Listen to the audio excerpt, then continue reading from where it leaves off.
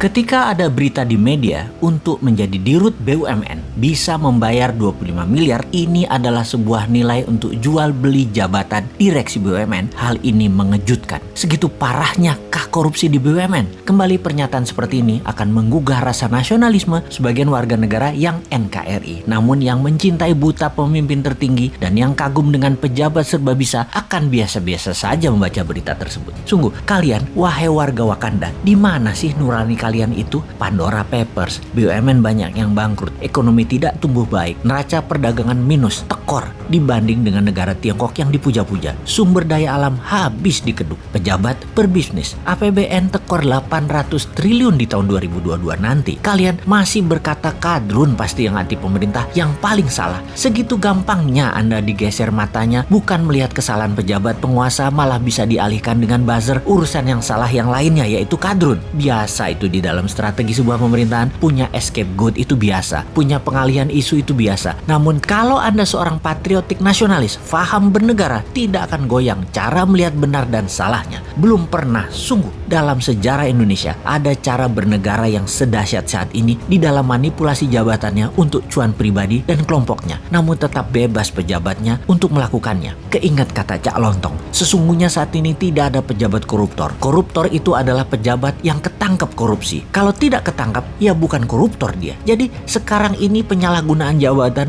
untuk memperkaya diri sendiri jangan-jangan dilakukan oleh hampir semua pejabat, dan pejabat tertinggi diam saja. Begini deh, kita semua tahu cara korupsi terbaik adalah transaksinya di luar negeri dengan proyek di luar negeri atau impor. Izin impor dan apapun yang negara impor 100% pasti ada komisi di negeri lainnya. Oleh karena itu, kita pertanyakan kalau ada yang tahu dan peduli tentang proyek IBC, Indonesia Battery Company, yang akan membeli perusahaan mobil listrik yang tak jelas juntrungannya. Secara pribadi, si Sontoloyo ini menilai akuisisi perusahaan listrik asal Jerman yang akan dilakukan oleh IBC, Indonesia Battery Corporation, tidak layak dan tegas harus ditolak rencana akuisisi ini.